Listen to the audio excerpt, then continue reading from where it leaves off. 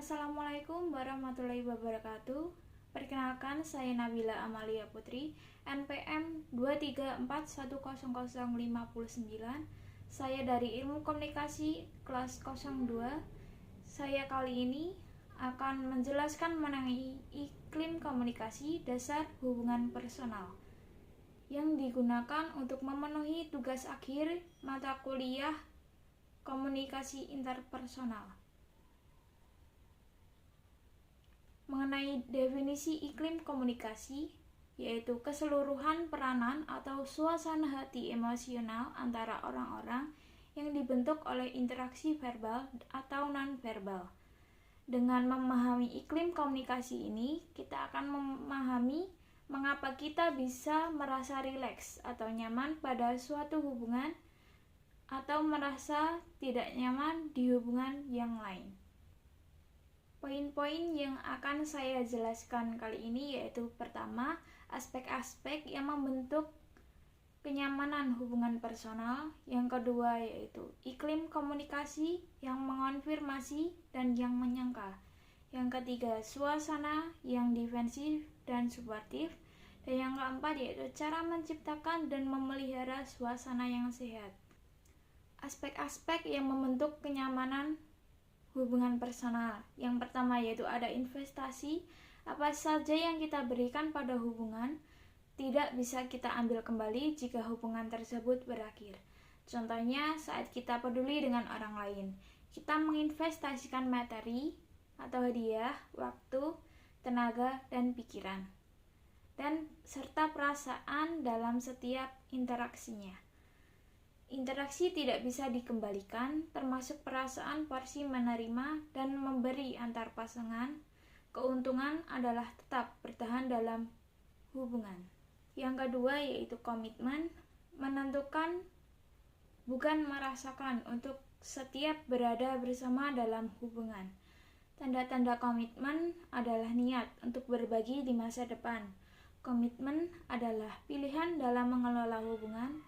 Saat pasangan membuat komitmen, mereka bertanggung jawab untuk terus berinvestasi dan peduli pada ketertarikan mereka. Poin ketiga yaitu kepercayaan, derajat kepercayaan yang tinggi antar rekan, perasaan yang aman. Kepercayaan melibatkan keyakinan pada reliabilitas seseorang melakukan apa yang sudah dijanjikan, dan secara emosional mengandalkan orang lain untuk menjaga kesejahteraan dan hubungan kita. Kepercayaan yang didapat dengan membuktikan bahwa seseorang dapat diandalkan, peduli, dan menginvestasikan beberapa hal untuk memperkaya hubungan. Poin yang keempat yaitu membuka diri, usaha untuk mengungkapkan informasi personal mengenai diri kita yang biasanya tidak disampaikan ke orang lain.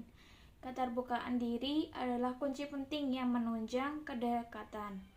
Keterbukaan merupakan proses yang sesuai dengan situasi tertentu.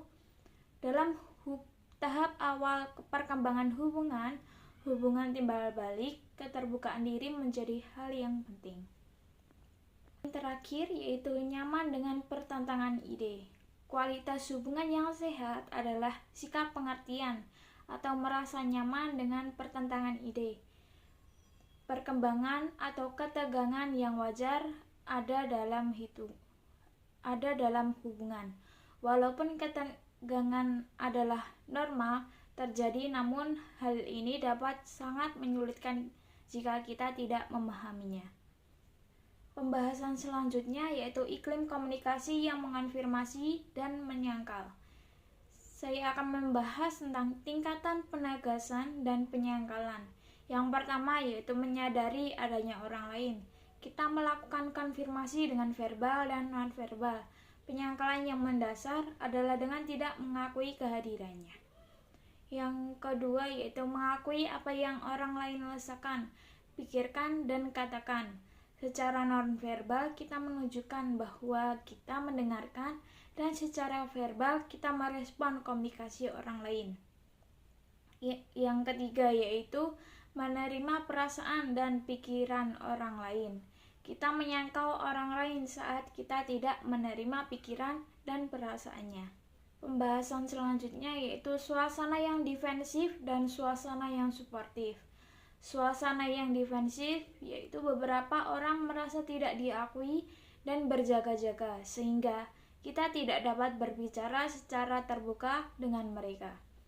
Suasana yang suportif yaitu jika kita bersama dengan orang yang mendukung dan mengafirmasi kita, maka kita akan berkomunikasi dengan bebas.